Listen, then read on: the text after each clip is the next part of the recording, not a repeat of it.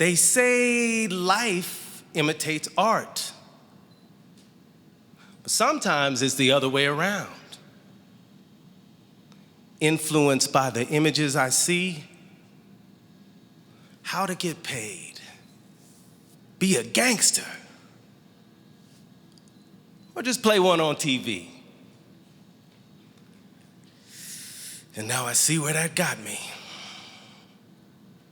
Well, I wasn't always a jigaboo. It was a conscious decision. Well, not completely. I was conditioned by the television. It guided the direction of my perception, so I was destined for the casket or the Department of Corrections. I had no other real ambitions, you see. This was my mentality.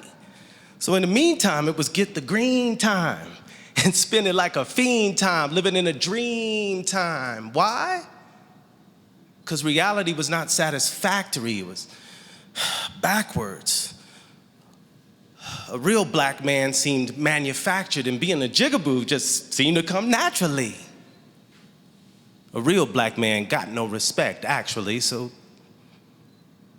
this is what you call respect, right? We was just getting our respect, right?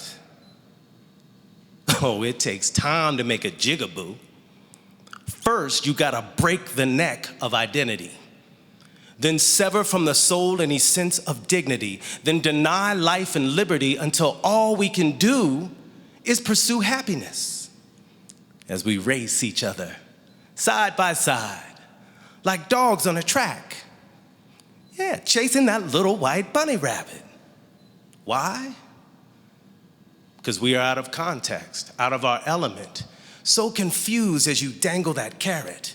I want to believe the carrot is organic, but underneath the label, I can see it's just another GMO, a glorified, meaningless occupation. We make fools of ourselves to receive a standing ovation. Still, we chase it because we're so hungry for acceptance and affiliation and seek to be a part of your association, volunteer for your organization. You see, that's how jigaboos are made.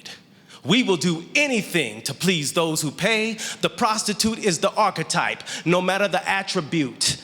The equivalent of hoes for dough, because we believe it will buy us back what we lost and what we lack, but the law is cause and effect, and it matters how you respond and react. Oh, I can give you ample examples, you see. I come from a long line of jigaboos. It wasn't just me.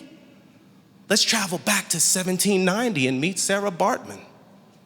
Black woman, born of a South African tribe, transformed into a jigaboo right before our eyes. Hottentot Venus, the stage name in the Paris Freak Show. The original video vixen. You never seen hips so thick. She was built like a brick house, so beautiful. But to the European, she was so unusual. And after her novelty in the circus came to a conclusion, she became a drunk, supporting herself through prostitution. She spoke her native tongue, Dutch, English, and French, but to you, just a jigaboo, just another nigger wench. In 1815, her cause of death was undetermined. She lived as an exhibit, beholden to bribery and coercion. She died just like a jigaboo, degrading and uncertain. Let's meet a pygmy born in 1883. One of the most important jigaboos in history. Not unlike Sarah Otabinga's life, he was on a hunting trip when he lost his children and wife to captors, and soon thereafter he too had a master, but was set free for a piece of cloth and a pound of salt. He became a jigaboo, but it wasn't his fault. See, the men he trusted in left him behind to sinister men who put him in a chimpanzee exhibition in the Bronx Zoo. Yeah, a human being in the zoo in 1906. Paid to show his teeth a whole 5 cents. This makes no sense. Told onlookers he was a cannibal without any evidence, unlike Jeffrey Dahmer or Jamestown colonists or Albert Fish. This shit is ridiculous. Well, eventually he was set free. Still believed that being in America was the place to be, so he tried to assimilate. Just like a jigaboo, that was his biggest mistake. So in 1916, his own life he would take. He stole a pistol and shot himself in the heart. Yeah, he died just like a jigaboo. Yeah, he played his part.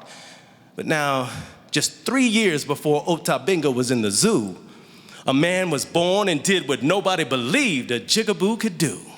He became a millionaire just by acting acting like a fool and paved the way for Pryor, Murphy, Chappelle, Chris Rock too. Now, out of all the Jigaboos, no one could ever forget L.T. Monroe Andrew Perry, a.k.a. Steppin' Fetchit. Known as the laziest man in the world, yet no one remembers. He was also a writer for the Chicago Defender. He filed for bankruptcy, converted to Islam. Soon after, he had a stroke and his career was gone. He died in 1985 without a penny or his pride. Some call him a legend, while others despise. See, we become the Jigaboo because we play the coon for cash. See, I don't want to put all Jigaboos on blast, but when it comes to this music industry, that's how we last until we die broke, replaced by another and a thing of the past. From the plantation to the hood and through the lens of Hollywood, America swallowed the propaganda to perpetuate the agenda of a second-class state, misunderstanding and hate of those of the images I portrayed with their black hands out.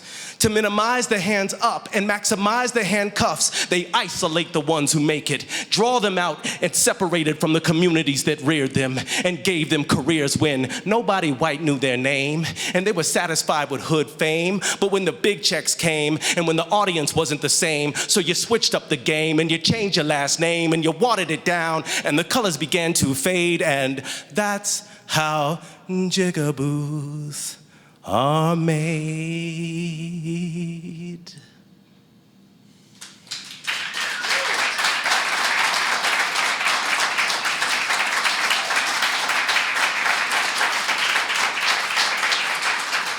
Thank you.